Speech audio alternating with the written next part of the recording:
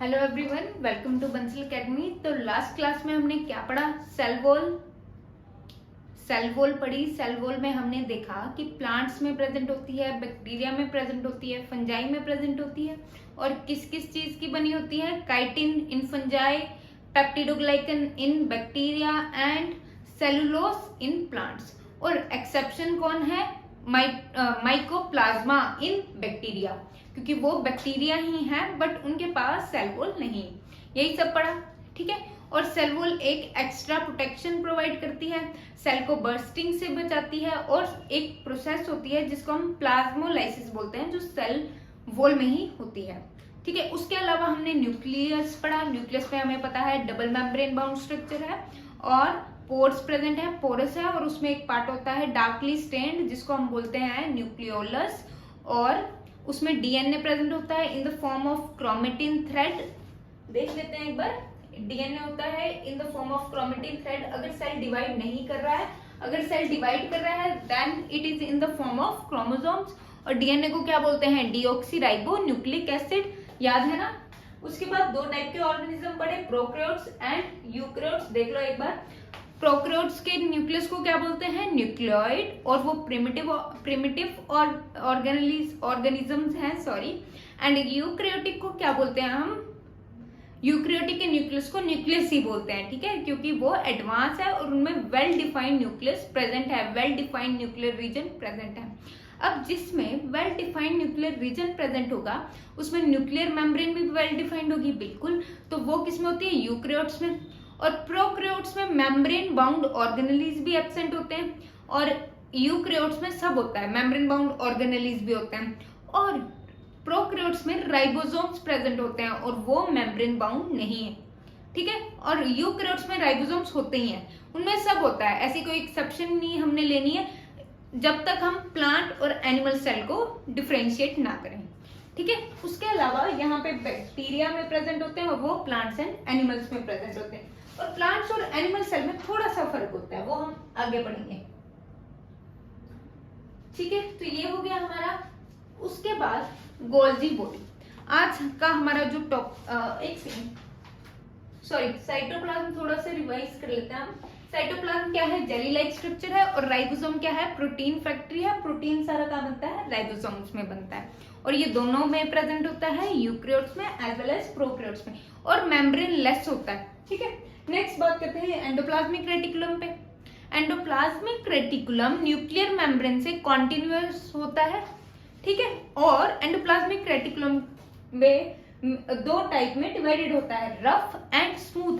Rough endoplasmic reticulum is rough because of the presence of ribosomes, whereas smooth endoplasmic reticulum is smooth due to absence of ribosomes. Clear? उसके बाद rough की बात करें तो ये सिर्फ सिंथेसिस ऑफ प्रोटीन्स करता है, whereas स्मूथ क्या करता है? Hormones, lipids as well as enzymes, इन सब की फॉर्मेशन करता है, और डिटॉक्सिफिकेशन में भी हेल्प करता है, स्पेशली इन लीवर। तो काफी सारा कुछ हमने पढ़ लिया था, आई होप आपको अच्छे से याद होगा, ठीक है। अब गोल्जी बॉडी। गोल्जी बॉडी का नाम कैसे पड़ा और गोल्जी बॉडी कहाँ प्रेजेंट होते हैं, इसकी हम बात करेंगे। गोल्जी बॉडी का नाम पहले तो कैमिलो गोल्जी एक साइंटिस्ट थे, उनकी वजह से पड़ा, कैमिलो गोल्जी, ठीक है। इन पे इनका नाम पड़ा। और गोल्जी बॉडीज क्या है? इस तरह से प्रेजेंट होती है,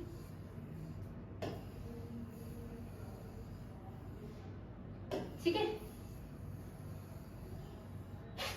गोल्जी बॉडी इस तरह से प्रेजेंट होती है और एक नेटवर्क सा बनाती है गोल्जी बॉडीज, एक सिस्टम सा बनाती है मेम्ब्रेन का, जिसमें ये पैरेलली अरेंज्ड होती है। और इन पैरेलली अरेंज्ड को क्या बोलते हैं हम? ये जो होती हैं इनको सिस्टर्न्स बोलते हैं, सिस्टर्न्स बोल देते हैं इन पूरे को, क्योंकि ये पैरेलली अरेंज्ड, रफली पैरेलल बोलते हैं, क्योंकि एग्जैक्टली पैरेलल नहीं है तो रफली पैरेलल। और इसमें क्या होती है? ये साइड वाला जो पोर्शन है इसको वेसिकल्स बोलते हैं, इस साइड वाला जो पोर्शन है इसको वेसिकल्स बोलते हैं। तो named after Camillo Golgi, named after Camillo Golgi and comprise of system, और क्या बोलेंगे? कंप्राइज ऑफ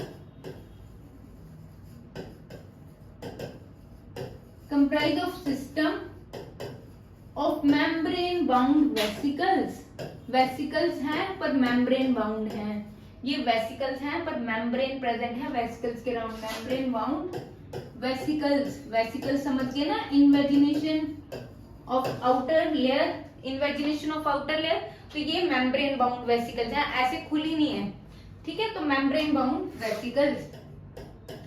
दूसरा पॉइंट यहाँ पे आता है कि ये जो है गोल्जी बॉडी, ये रफली अरेंज है, जिसको रफली पैरेलली अरेंज है, जिसको हम क्या बोलते हैं, सिस्टर्न्स। रफली parallel to each other, and are known as cisterns. क्या बोलेंगे इनको, सिस्टर्न्स। अब गोल्जी का मेन काम क्या है, ये अच्छे से समझना। इस डायग्राम को देख लिया, अब इस डायग्राम को देखो, इस डायग्राम को ध्यान से देखो, ठीक है। देखो पहले है न्यूक्लियस, ये हो गया हमारा न्यूक्लियस, ये है न्यूक्लियस, ठीक है। मैंने बताया न्यूक्लियस के बाद कॉन्टिन्यूअस क्या होता है, न्यूक्लियस के बाद कॉन्टिन्यूएशन में क्या होता है, एंडोप्लाज्मिक रेटिकुलम। एंडोप्लाज्मिक रेटिकुलम में राइबोसोम्स होते हैं जो प्रोटीन बनाते हैं। रफ एंडोप्लाज्मिक रेटिकुलम में राइबोसोम्स होते हैं ना, जो प्रोटीन बनाते हैं, और वो जो प्रोटीन बनते हैं वो कहाँ ट्रांसपोर्ट होते हैं, यहाँ पे। और एक और चीज मैंने आपको बताई थी कि जो न्यूक्लियोलस होता है वो राइबोसोमल आरएनए बनाता है, वो भी प्रोटीन बनाता है। जहां पे राइबोसोम वर्ड आ गया ना, वो प्रोटीन बनाते ही बनाते हैं। तो यहाँ पे जो न्यूक्लियस से प्रोटीन आएगा बनके, रफ एंडोप्लाज्मिक रेटिकुलम से प्रोटीन बन के आ रहा है, वो सारा यहाँ पे स्टोर हो रहा है, फिर पैक किया, मॉडिफाई किया जा रहा है। मॉडिफाई, उसमें अगर कोई कमी रह गई है तो उसको मॉडिफाई किया जा रहा है ताकि वो तैयार रहे ट्रांसपोर्टेशन के लिए। फिर उसको पैक करना पड़ेगा। कोई सामान है, दुकान से सामान लेना है, तो पहले एक फैक्ट्री में बनता है, ठीक है, फैक्ट्री से ट्रांसपोर्ट होता है। ट्रांसपोर्ट कहाँ होता है, एक बड़े स्टोर में ट्रांसपोर्ट होता है, और वहां पे क्या किया जाता है, वहां पे उसको पैक कर देते हैं। वो अगर दूर दराज ट्रांसपोर्ट करना है, ठीक है, तो पैक किया जाता है और मॉडिफाई किया जाता है थोड़ा सा। अगर उस पे लेबल लूबल लगाना है तो वो जनरली ये सारे काम फैक्ट्री में हो जाते हैं आजकल तो, ठीक है। तो कैसे हुआ, ये एक फैक्ट्री है, यहाँ पे प्रोडक्ट बना, कोई फोन बन गया मान लो, या चॉकलेट बन रही है, ठीक है, या चॉकलेट बन रही है। अब यहाँ पे जो चॉकलेट बनी वो ऐसी बनी, बस इस पे कोई डिजाइन नहीं है, ठीक है। तो ये ट्रांसपोर्ट होगी थ्रू ईआर, थ्रू न्यूक्लियोलस, सारी जगह गई, कहाँ गई, गोल्जी बॉडी। अब गोल्जी बॉडी ने इस चॉकलेट को क्या किया, चॉकलेट क्या है, प्रोटीन, तो गोल्जी बॉडी ने इस चॉकलेट को क्या किया, मॉडिफाई किया, डिजाइन डाल दिया और इसको पैक कर दिया, इस पे छिलका लगा दिया, ठीक है, पैक कर दिया और इसको ट्रांसपोर्ट कर दिया। अब ट्रांसपोर्ट उतना किया जितनी जरूरत है, बाकी का यहीं पे स्टोर कर लिया। तो पहले गोल्जी बॉडी ने क्या किया, जो सामान आया उसको मॉडिफाई किया, फिर स्टोर भी कर लिया थोड़ा सा, और फिर पैक किया और फिर ट्रांसपोर्ट कर दिया। अगर जो बचा वो स्टोर कर रखा है इसने। क्लियर हुआ पॉइंट। तो गोल्जी बॉडी का काम क्या है, प्रोटीन को स्टोर करना, पैक, मॉडिफाई करना, स्टोर करना, मॉडिफाई करना, पैक करना और ट्रांसपोर्ट कर देना। क्या क्या काम है, तो यहाँ पे गोल्जी बॉडी के पास आया, गोल्जी बॉडी ने ट्रांसपोर्ट, ये देखो दिख रहा है आपको, ट्रांसपोर्ट किया। इसको भी एक्सोसाइटोसिस टाइप भी बोल देते हैं इसको, ठीक है। तो गोल्जी बॉडी के फंक्शन बता दो, प्रोटीन के लिए है, प्रोटीन स्टोरेज है, मॉडिफिकेशन है, पैकेजिंग है एंड ट्रांसपोर्टेशन है। वेरी इंपॉर्टेंट, ये आपको कंसेप्ट आना चाहिए, कभी भी फ्यूचर में काम आएगा। तो यहां पे मैं लिख रही हूं, इट modifies,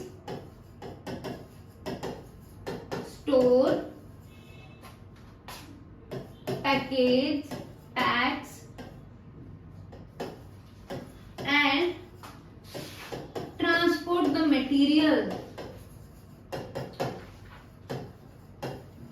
मटेरियल क्या है यहाँ पे? मेनली प्रोटीन्स, ठीक है, मेनली प्रोटीन्स, ताकि वो ट्रांसपोर्ट कर सके बाकी जगह पे। क्लियर हुआ? और दूसरा इसका बड़ा काम है, ये कंसेप्ट बहुत अच्छा है और बहुत इजीली आपको समझ आ गया होगा।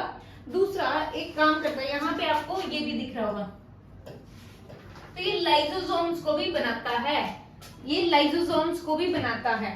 तो इट्स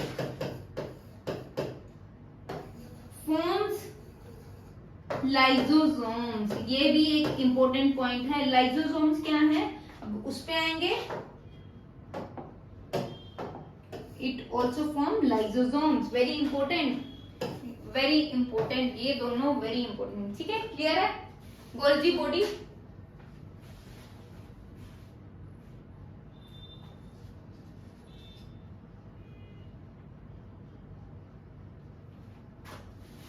फॉर्म्स बोल सकते हैं या इसको ये भी बोल सकते हैं, it plays important role in the formation of lysosomes, ये भी लिख सकते हैं हम। It plays important role in the formation of lysosomes, ये भी इंपॉर्टेंट है।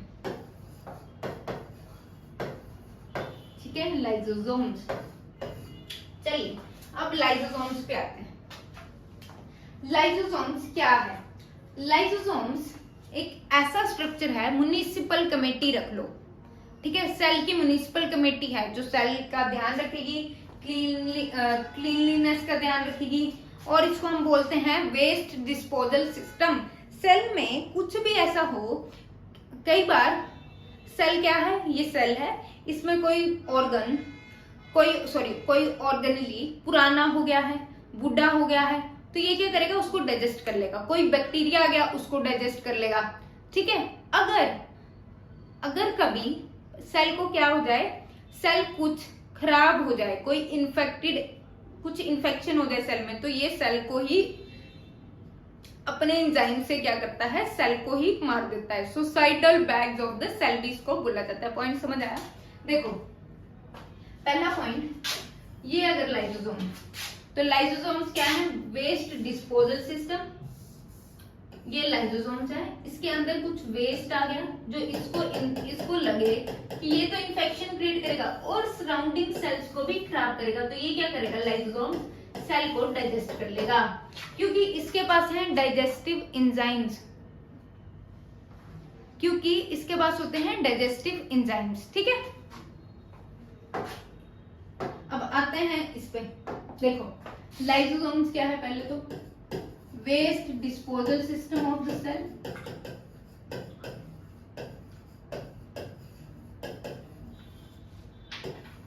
ठीक है, waste disposal system of the cell, और फिल्ड विद डाइजेस्टिव एंजाइम्स, क्योंकि इसके पास क्या होते हैं, डाइजेस्टिव एंजाइम्स।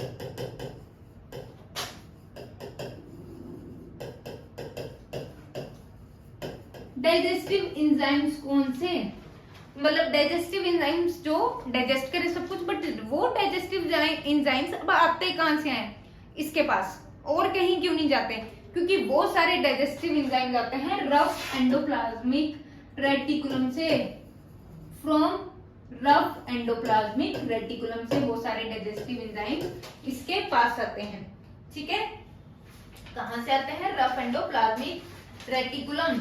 उसके बाद कोई भी फॉरेन मटेरियल आ गया जो सेल को हार्म करे, ठीक है, या सेल को कोई नुकसान पहुंचाने की कोशिश करे, चाहे वो बैक्टीरिया हो, चाहे वो सेल का अपना ही कोई पार्ट हो, तब भी ये उस पर एक्ट करता है। और इसमें डाइजेस्टिव एंजाइम में डाइजेशन में क्या होता है, जो भी कॉम्प्लेक्स मटेरियल है सेल के अंदर आता है उसको इजी करता है, मतलब सिंपलर सब्सटेंसेस में कन्वर्ट करता है। ठीक है, तो डाइजेस्ट, पहले तो digest foreign material,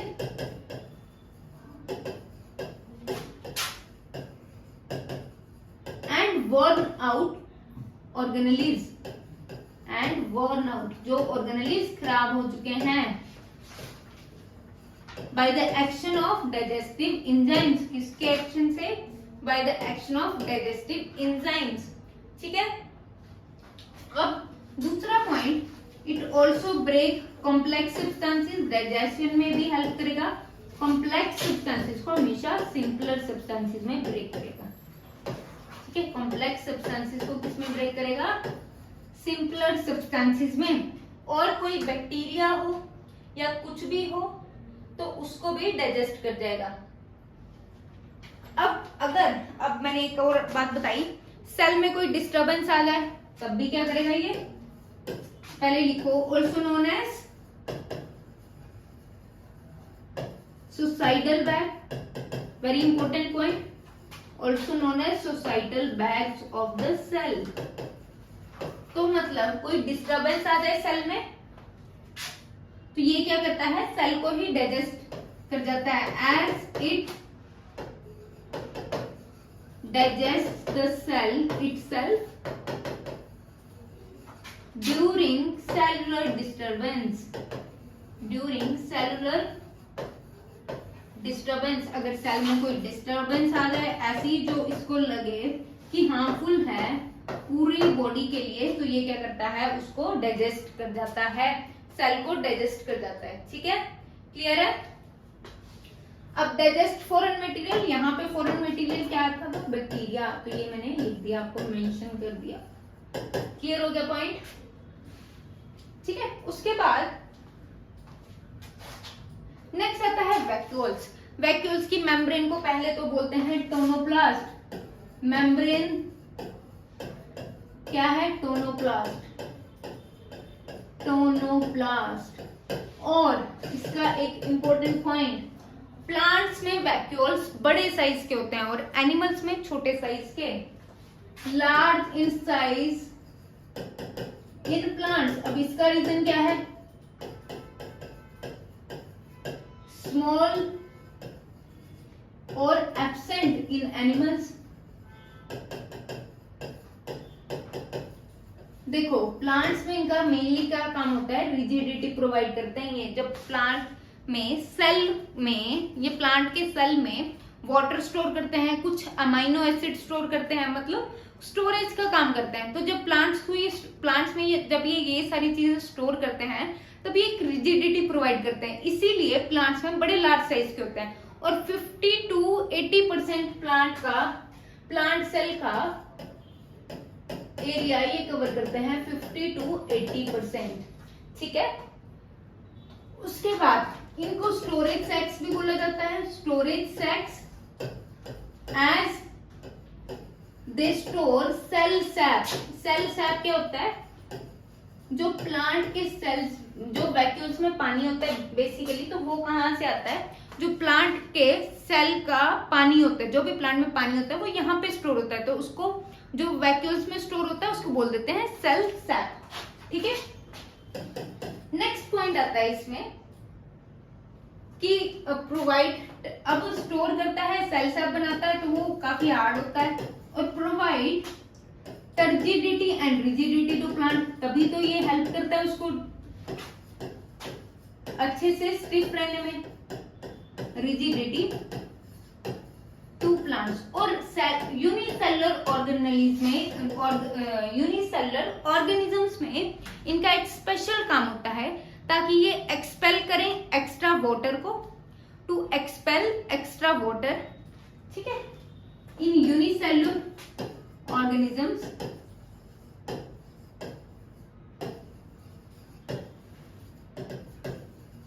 vacuoles help in expelling extra water and waste material. जो भी वेस्ट मटेरियल होगा उसको भी निकालेंगे और एक्स्ट्रा वाटर को भी। They expel extra water and waste material, किसमें? प्लांट्स में।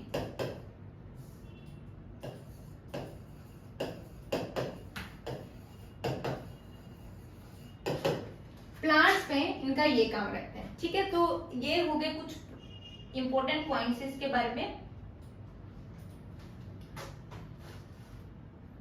अच्छा, प्लांट्स में ये क्या करता है? वाटर स्टोर करता है, ठीक है। अब यूनिसेलुलर ऑर्गेनिज्म की हम बात करें तो यहाँ पे वाटर के साथ साथ इनमें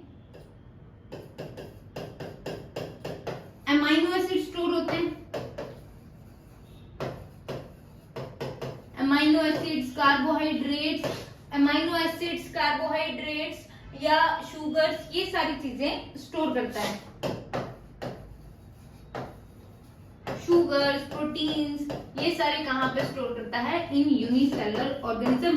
मतलब यूनिसेलुलर ऑर्गेनिज्म में इसका काफी बड़ा रोल होता है। ठीक है, पॉइंट क्लियर हुआ? यूनिसेलुलर ऑर्गेनिज्म में वैक्यूल्स का काफी बड़ा रोल होता है। ठीक है, अब एक बार मैं आपको एक चीज दिखाती हूँ।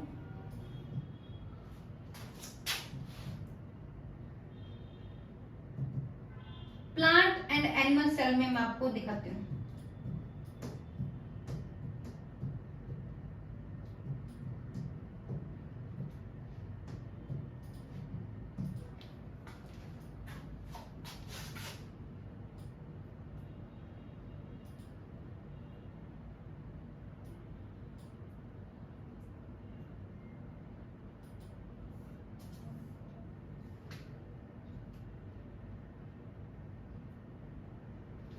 ये देखो,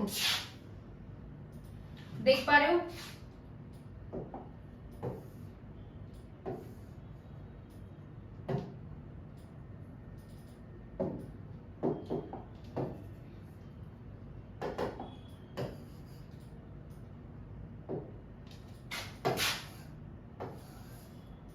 देखो, प्लांट सेल में वैक्यूल कितना बड़ा है? यहाँ पे छोटा है, यहाँ पे यह है ही नहीं, तो क्या छोटा हो सकता है? ठीक है, तो प्लांट सेल में वैक्यूल्स का काफी बड़ा साइज होता है। ये है वैक्यूल, यहाँ पे ये बना रखा है वैक्यूल इन प्लांट्स। ठीक है, चलो आगे चलते हैं। नेक्स्ट आता है माइटोकॉन्ड्रिया। इसको मैं नीचे करती हूँ।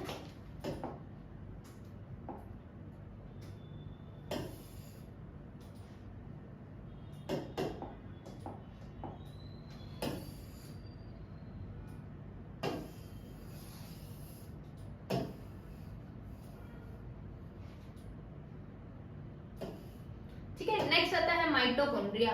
अब माइटोकॉन्ड्रिया क्या है? बचपन से सुनते आ रहे हैं, power house of the cell, सबको पता है ना? Mitochondria is power house of the cell. तो यहाँ पे लिख दो पावर हाउस। क्यों? क्योंकि इट फॉर्म्स या सप्लाईज, फॉर्म्स करते हैं, forms ATP by oxidation of food. अब एटीपी क्या है? एटीपी है energy currency of cell. Energy currency का मतलब क्या है कि एटीपी, जैसे हम पैसे देते हैं और काम करवाते हैं, यहाँ पे एटीपी देना पड़ता है। पूरे प्लांट या हमारी बॉडी में, लिविंग सिस्टम में एटीपी की जरूरत पड़ती है। तो एटीपी कौन बनाता है? माइटोकॉन्ड्रिया। और एटीपी की फुल फॉर्म क्या है? Adenosine triphosphate. Adenosine triphosphate oxidation of food करता है और एटीपी बनाता है। ATP is energy currency of the cell. Point clear हुआ?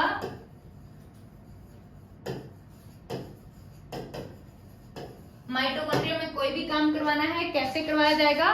एटीपी देके, जैसे यहाँ पे पैसे देके करवाया जाता है। क्लियर? नेक्स्ट आता है प्लास्टिड। प्लास्टिड सिर्फ प्लांट्स में प्रेजेंट होते हैं। अच्छा, एक और पॉइंट, चलो बाद में बताती हूँ। प्लास्टिड सिर्फ प्लांट्स में प्रेजेंट होते हैं, हमें प्लास्टिड नहीं है, क्योंकि प्लास्टिड क्या करते हैं? कलर प्रोवाइड करते हैं। अब कलर कैसे? देखो, प्लास्टिड है जनरली दो टाइप के, क्रोमोप्लास्ट एंड ल्यूकोप्लास्ट। ये जो क्रोमोप्लास्ट है ये किसमें प्रेजेंट होता है? फ्लावर्स में। ठीक है, और क्रोमोप्लास्ट की ही आगे टाइप है क्लोरोप्लास्ट। क्लोरोप्लास्ट क्या होता है? Green in colour, help in photosynthesis. Photosynthesis में हेल्प करता है। फोटोसिंथेसिस क्या है? ऐसी प्रोसेस जिससे प्लांट अपना खाना बनाता है। तो क्लोरोप्लास्ट हेल्प करता है फोटोसिंथेसिस में। और क्रोमोप्लास्ट किसमें प्रेजेंट होता है? जितने भी रंग बिरंगे हम स्ट्रक्चर देखते हैं ना प्लांट में, वो सारे क्रोमोप्लास्ट की वजह से होते हैं, चाहे वो टमाटर लाल है, चाहे वो मिर्ची लाल है, चाहे वो फ्लावर पिंक है, तो ये सारी चीजें कहाँ से आती हैं? क्रोमोप्लास्ट से। और पत्ता हरा है, यंग प्लांट की स्टेम भी ग्रीन होती है, तो वो कहाँ से आती है? क्लोरोप्लास्ट से। अब प्लांट्स में जैसे मूंगफली होगी या अखरोट हो गया, तो उनमें तो कलर नहीं होता ना, और उनमें ऑयल भी होता है, हम निकालते हैं ना, almond oil, castor oil, cashew का भी ऑयल होता है, हाँ थोड़ा सा होता है शायद ठीक है, तो ये सारी चीजें कहां से आती हैं? ल्यूकोप्लास्ट से। ल्यूकोप्लास्ट क्या है? कलरलेस प्लास्टिड है। ये कैसा है? कलरलेस प्लास्टिड है। कलरलेस प्लास्टिड है क्योंकि ये मूंगफली का कलर होता है कोई? नहीं होता ना। और ये होती है स्टोरेज साइट ऑफ ऑयल्स, जहां पे ये प्रेजेंट होता है, storage site of oils, proteins etcetera. ठीक है, फैट्स को भी यही स्टोर करता है। Storage sites of oil, protein, starch, fats हैं तो स्टार्च कर लो, है ना, स्टार्च को ये स्टोर करता है। स्टार्च, आलू का कलर, मूंगफली का कलर एक जैसा होता है ना, तो वो सारे ल्यूकोप्लास्ट की वजह से। अब यहाँ पे एक इंपॉर्टेंट पॉइंट आता है, स्टार मार्क कर लो इसको। जो प्लास्टिड्स एंड माइटोकॉन्ड्रिया है, इनको सेमी ऑटोनोमस बोला जाता है। सेमी ऑटोनोमस का मतलब क्या है, अब ये समझेंगे आज। Semi autonomous organs, organelles, sorry organs निकल जाता है। सेमी ऑटोनोमस ऑर्गेनेलीज, इसका मतलब क्या है? इनके पास ये दोनों सिर्फ न्यूक्लियस के अलावा ये सिर्फ ऑर्गेनेलीज हैं जिनके पास अपना प्रोटीन प्रेजेंट है, अपना डीएनए प्रेजेंट है। They have their own protein and DNA. They have their own protein and DNA, मतलब अपनी कॉपीज बना सकते हैं खुद, बिल्कुल बना सकते हैं, इंफॉर्मेशन है, पर ये सब है, पर इनको फिर भी जरूरत पड़ जाती है, इनको एक सेकेंड, इनको फिर भी जरूरत पड़ जाती है किसकी? सेल के बाकी ऑर्गेनेलिस की सेल की जरूरत पड़ जाती है, इसीलिए सेमी लिखा। ऑटोनोमस मतलब अपने आप में सफिशिएंट, पर वो कब नहीं है अपने आप में सफिशिएंट, क्योंकि न्यूक्लियस की तरह इनके पास प्रोटीन है, डीएनए है, बट ये पूरी तरह सक्षम नहीं है अपना काम करने में, सेल पे डिपेंडेंट है थोड़े से, तो इसीलिए सेमी का मतलब होता है half, semi autonomous. I hope clear होगा। और ये क्वेश्चन पूछा जाता है, which of the organelles have their own DNA and proteins except nucleus, तो एग्जांपल्स होंगी आगे, कर लोगे, ठीक है, चलो आगे चलते हैं। अच्छा, अब प्लास्टिड्स एनिमल्स में प्रेजेंट होंगे या नहीं, ये बता दो मुझे। हमें रंगों की जरूरत है अलग अलग। एब्सेंट इन एनिमल्स, ठीक है, ये मैंने शायद आपको पॉइंट बता दिया, पर लिख भी लो। Plastids are absent in animals. Done.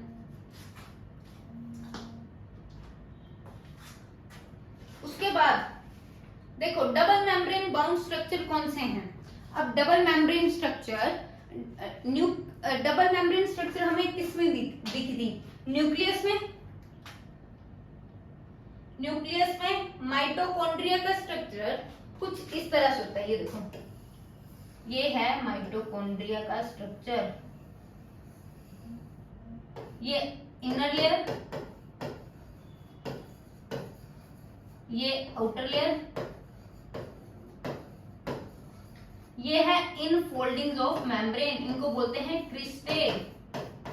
इनको क्या बोलते हैं? Cristae. In foldings of membrane को क्या बोलते हैं? क्रिस्टे। ठीक है, तो माइटोकॉन्ड्रिया का स्ट्रक्चर ऐसा होता है। तो outer layer inner layer present है, बिल्कुल प्रेजेंट है। तो डबल मेम्ब्रेन बाउंड कौन है? माइटोकॉन्ड्रिया। प्लास्टिड की भी डबल मेम्ब्रेन होती है, इस तरह से होता है इसका भी स्ट्रक्चर, एक बार देख लो।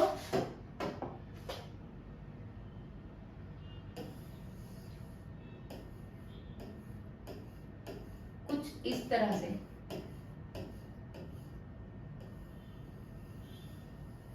ठीक है, इस तरह से होता है क्लोरोप्लास्ट का भी, तो ये भी डबल मेम्ब्रेन है। और न्यूक्लियस तो आपने देख ही लिया, ठीक है, न्यूक्लियस आपने देख लिया। अब सिंगल मेम्ब्रेन बाउंड कौन से हैं? Single membrane vacuoles, lysosomes, Golgi apparatus, यही पड़ा, गोल्गी एपरेटस या Golgi body, ER, endoplasmic reticulum, ठीक है। तो ये सारे क्या हैं? Single membrane bound organelles. चलो अब मेम्ब्रेनलेस कौन से हैं? राइबोसोम्स, हमें पता है, राइबोसोम्स एंड सेंट्रियोल। सेंट्रियोल क्या है? एक स्ट्रक्चर है जो डिवीजन में हेल्प करता है, सेल डिवीजन में। तो इसके लिए बस इतना याद रखो, सेल डिवीजन में हेल्प करता है। Clear point? चलिए लास्ट स्लाइड। अब सेल डिवीजन।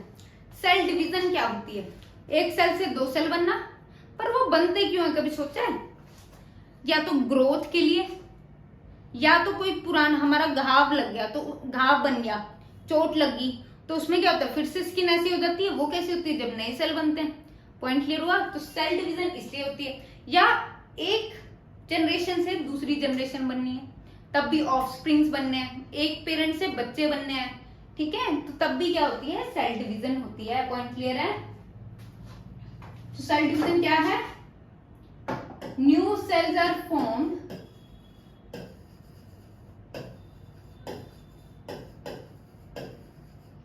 इन ऑर्गेनिजम्स। नए सेल जो ऑर्गेनिज्म में बनते हैं, क्यों बनते हैं? फॉर ग्रोथ,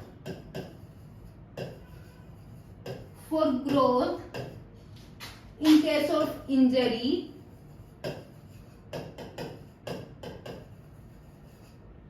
और फॉर रिप्रोडक्शन। इन सब चीजों के लिए क्या होता है? सेल डिवीजन होती है। अब सेल डिवीजन दो इन टाइप की है, that is mitosis and meiosis. एक सेल से दो सेल बनना, ठीक है, ये क्या है? Cell division. Done? Point clear हुआ? अब माइटोसिस में क्या होता है? ये सेल, ये क्या है? दिख रहे हैं कुछ ऐसे स्ट्रक्चर बनाए थे, क्रोमोसोम। सेल डिवीजन होनी है तब क्या होगा? क्रोमोसोम ऐसे होंगे, ठीक है। डीएनए इस फॉर्म में है, किसकी फॉर्म में? क्रोमोसोम्स की फॉर्म में। अब जब यहाँ पे माइटोसिस होनी है तब क्या होता है? इस तरह से, एक सेकेंड,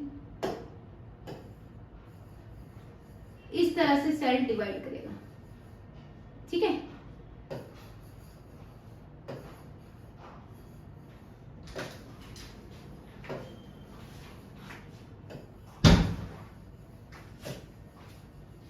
इस तरह से सेल डिवाइड करेगा। अब ये ऐसी कंडीशन, अब माइटोसिस और मेयोसिस में फर्क क्या है? दोनों डिवीजन हैं। माइटोसिस में फर्क ये है, माइटोसिस होती है इक्वेशनल डिवीजन। इक्वेशनल डिवीजन का मतलब क्या है? क्वेश्चन आता है एग्जाम में, विच इज इक्वेशनल डिवीजन, ठीक है। इक्वेशनल डिवीजन का मतलब क्या है कि जितने क्रोमोसोम्स पेरेंट सेल में हैं, जितने क्रोमोसोम पेरेंट सेल में हैं, उतने ही क्रोमोसोम्स डॉटर सेल में भी हैं, ठीक है, उतने ही क्रोमोसोम डॉटर सेल्स में भी हैं। पॉइंट क्लियर हुआ? जितने क्रोमोसोम पेरेंट सेल में हैं, उतने ही डॉटर सेल में भी आगे जाएंगे। तो ये क्या है? माइटोसिस। अब माइटोसिस कब होती है? जब ग्रोथ होनी है, क्योंकि एक सेल वैसा ही, अब मान लो मेरी स्किन, मतलब एक बच्चे से बड़ा बनना है तो उसमें स्किन सेल्स ही आगे बनते जाएंगे। तो स्किन सेल्स जब आगे बन रहे हैं तो क्या हो रहा है? अपने जैसे डीएनए वाले बनाएंगे, कम कर दिया तो गड़बड़ हो जाएगी, ठीक है। अपने जैसे स्किन सेल चाहिए, तो यहाँ पे क्या होगा? It occurs during growth and injury. Injury के टाइम भी सेम कंसेप्ट है। कब जाएगा? इंजरी और ग्रोथ के टाइम, ठीक है। और same number of chromosomes are passed in daughter sales.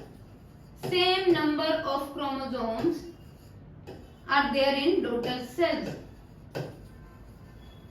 Are in daughter cells. Same number के chromosomes हैं daughter cells में। Clear है पॉइंट? यहाँ पे मैंने बनाया। अब बात करते हैं माइटोसिस की।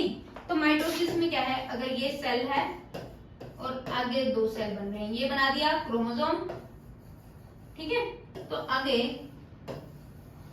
इसमें हाफ नंबर ही जाएगा, हाफ नंबर ही आगे जाएगा। तो अगर ये 2n है तो ये n हो जाएंगे, और इधर अगर ये 2n है डिप्लॉइड है तो ये भी डिप्लॉइड रहेगा। डिप्लॉइड मतलब कि हमारे पास 46 पेयर ऑफ क्रोमोसोम्स हैं, 46 पेयर्स हैं हमारे पास क्रोमोसोम्स के। ठीक है, तो यहाँ पे 46 के 46 जा रहे हैं, पर यहाँ पे 46 से 23 हो जाएंगे, हाफ कर दिए जाएंगे। अब ऐसा कब होता है? ऐसा होता है रिप्रोडक्शन में, जो गैमीट्स बनते हैं, स्पर्म्स, मेल गैमीट और फीमेल गैमीट, ओवा, क्योंकि उनको फ्यूज होके क्या बनाना है, आगे बच्चा बनेगा। तो बच्चे में तो 46 आ जाएंगे ना, जब एक पापा से आएगा एक मम्मी से आएगा हाफ हाफ, तो वो 46 हो जाएंगे।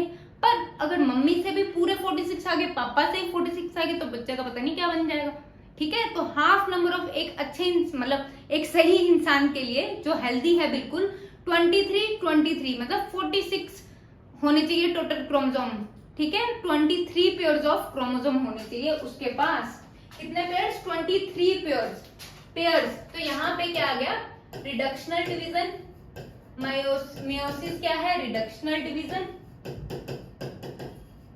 ठीक है, कम हो गए ना क्रोमोसोम। और कब आती है? It occurs in gamete cells, gamete जिससे आगे बेबी बनेगा, गैमीट्स ड्यूरिंग रिप्रोडक्शन।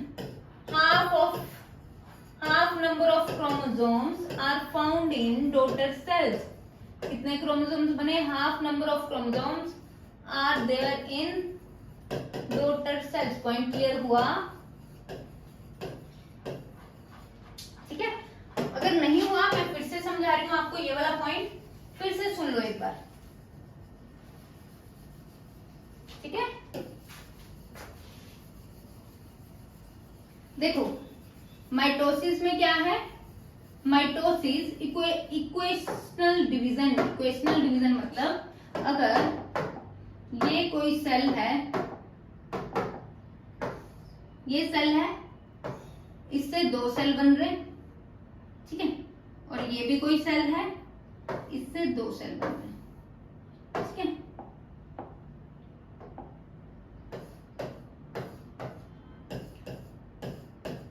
ये माइटोसिस है, ये मेयोसिस है। ये है पेरेंट सेल, मतलब जिस सेल से आगे 2 सेल बनेंगे, इसमें 2 क्रोमोसोम्स हैं। तो आगे डॉटर सेल्स में भी 2 ही क्रोमोसोम जाने चाहिए, क्योंकि ये अपने जैसा सेल बना रहा है, अपने जैसा एक सेल। स्किन सेल में यहाँ पे इंजरी हो गई है, स्किन, नई स्किन कैसे आएगी? अपने जैसे सेल बना के। पुरानी जो पहले की स्किन है वो नए सेल कैसे बनाएगी? डिवीजन कर करके अपने जैसे सेल बनाएगी। तो ये होगी माइटोसिस। अगर 2n है, 2n है यहाँ पे, तो ये भी 2n है। और 2n क्या है? ह्यूमंस में 23 पेयर्स होते हैं क्रोमोसोम्स के, तो यहाँ पे 2 into 23 is equal to 46 chromosomes होने चाहिए टोटल। ठीक है, तो वो कैसे आएंगे? जब पेरेंट से ही 2n जाएंगे। उसके बाद आती है मेयोसिस। ये मेयोसिस में क्या होता है? ये क्रोमोसोम है, ठीक है, इससे हाफ क्रोमोसोम आगे जाएंगे, हाफ क्रोमोसोम आगे जाएंगे। ऐसा क्यों होता है? ये होता है गैमीट सेल्स में। पेरेंट्स का मम्मी का सेल बनता है ओवा, पापा का बनता है स्पर्म, वो दोनों फ्यूज होते हैं, तब आगे जाके क्या बनता है? बेबी बनता है। अब बेबी में टोटल 46 या 23 पेयर्स कैसे आएंगे? 2n कैसे होगा? 2n कैसे होगा? देखो, जब पेरेंट्स में ये है 2n कंडीशन है, एक पेरेंट का हाफ हुआ, दूसरे पेरेंट का हाफ हुआ, तब आगे जाके ये n, ठीक है। ओवा 2n, ओवा n रहेगा, और स्पर्म भी क्या रहेगा? n रहेगा, और ये जब फ्यूज होंगे तब 2n रहेगा। इसीलिए नंबर क्या किया जाता है? हाफ किया जाता है। Point clear? अब आई होप आपको पॉइंट क्लियर हो गया होगा माइटोसिस एंड मेयोसिस का। ठीक है, तभी मेयोसिस को रिडक्शनल डिवीजन बोला जाता है और इसको इक्वेशनल डिवीजन। चलिए रिवाइज करते हैं आज क्या क्या पढ़ा।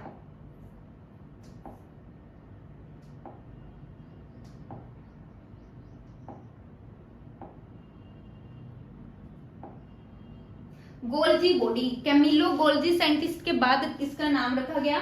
और वेसिकल्स प्रेजेंट होती हैं। काम क्या है मेनली, जो भी सामान न्यूक्लियस से आ रहा है, ईआर से आ रहा है, उसको स्टोर करना, पैक करना, मॉडिफाई करना और ट्रांसपोर्ट करना, ये मेन काम है किसका, गोल्जी बॉडी का।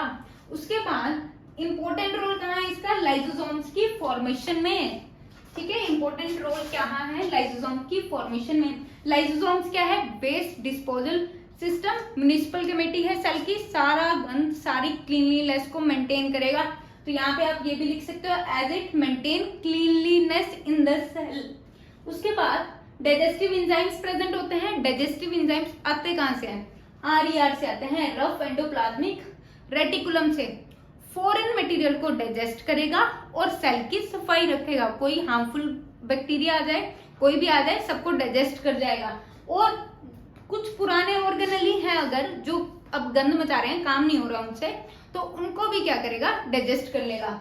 उसके बाद break complex structures into simpler substances. ठीक है, कॉम्प्लेक्स सब्सटेंस डाइजेशन करता है। ठीक है, उसके बाद सुसाइडल बैग भी इनको बोला जाता है। अगर कहीं इसको लगे सेल में ऐसी इन्फेक्शन होगी, ये सेल बच नहीं पाएगा और सेल दूसरे सेल्स को भी खराब करेगा, तो ये क्या करता है, सेल को खा जाता है, खुद ही एनगल्फ कर जाता है, और इसको बोलते हैं सुसाइडल बैग इसीलिए। ठीक है, नेक्स्ट आते हैं वैक्यूल्स। वैक्यूल्स की मेम्ब्रेन को बोला जाता है टोनोप्लास्ट। वैक्यूल्स क्या स्टोर करते हैं, सेल सैप, इसीलिए इनको स्टोरेज सैक बोला जाता है। प्लांट्स में बहुत बड़े बड़े वैक्यूल्स होते हैं, एनिमल्स में स्मॉलर साइज या एब्सेंट होते हैं। और प्लांट्स में इनका टर्जिडिटी प्रोवाइड करते हैं, रिजिडिटी प्रोवाइड करते हैं। वेयर एज यूनिसेलुलर में इनका स्पेशलाइज्ड रोल है। यूनिसेलुलर में ये अमाइनो एसिड को स्टोर करते हैं, प्रोटीन्स को स्टोर करते हैं, स्टार्च को स्टोर करते हैं, मतलब जो भी इनको मिलता है। ठीक है, ये मेन काम होता है। और ये एक्स्ट्रा वाटर को भी बाहर निकालते हैं, एक्सक्रीटरी सिस्टम का काम भी करते हैं। ठीक है, और वेस्ट खाने को भी बाहर निकालते हैं, डाइजेस्टिव सिस्टम का भी काम कर रहे हैं, मतलब बाहर निकालने वाला। पॉइंट समझ आ गया। अब माइटोकॉन्ड्रिया। माइटोकॉन्ड्रिया क्या बोला जाता है, power house of the cell. Double membranal structure है ये, और आउटर लेयर इसकी प्रेजेंट होती है, इनर लेयर, और इन फोल्डिंग्स होती है मेम्ब्रेन में, जिसको क्रिस्टा बोला जाता है। ठीक है, क्रिस्टे बोला जाता है। और क्या बनाता है, एटीपी बनाता है, जिसको एडिनोसिन ट्राइफॉस्फेट बोलते हैं, जो कि एनर्जी क्रंच है सेल की। उसके बाद आते हैं plastid, only present in plants, absent in animals. Plastid दो टाइप के हैं, chromoplast and leucoplast. Chromoplast flowers, टमाटर, सब्जियां, फल, इन सब में प्रेजेंट होता है। क्रोमोप्लास्ट से आगे बनता है क्लोरोप्लास्ट। क्लोरोप्लास्ट ग्रीन होता है, जो फोटोसिंथेसिस में हेल्प करता है, जिससे प्लांट अपना खाना खुद बनाता है। ये सारी चीजें हमें पता है। ठीक है, उसके बाद ल्यूकोप्लास्ट। अब आलू हो गया, मूंगफली हो गई, ये सारे क्या हैं, ऑयल स्टोर करते हैं ना, स्टार्च स्टोर करते हैं, ऑयल स्टोर करते हैं। कलर इनका कैसा होता है, कलरलेस से होता है, तो वो सारे ल्यूकोप्लास्ट की वजह से होते हैं। उसके बाद very important point, plastids and mitochondria are semi-autonomous because they have their own DNA and proteins, but still कुछ functions वो perform नहीं कर पाते, कुछ उनको मदद सेल से लेनी पड़ती है, इसलिए सेमी ऑटोनोमस, आधे ऑटोनोमस बोला जाता है उसको। ठीक है, next double membrane bound structure कौन से हैं, mitochondria, plastid and nucleus. Single membrane bound vacuoles, lysosome, Golgi body, ER. Membrane less ribosomes and centriole. Centriole help करते हैं सेल डिवीजन में। ये मैंने अभी आपको डिटेल में पढ़ाया है, mitosis and meiosis. Mitosis is equational division, whereas meiosis is reductional division. Clear है, हाफ हो जाते हैं क्रोमोसोम्स, इधर उतने ही जाते हैं आगे क्रोमोसोम्स। ठीक है, चलो इसी के साथ आपका सेल बायो कंप्लीट होता है। मिलते हैं नेक्स्ट क्लास में।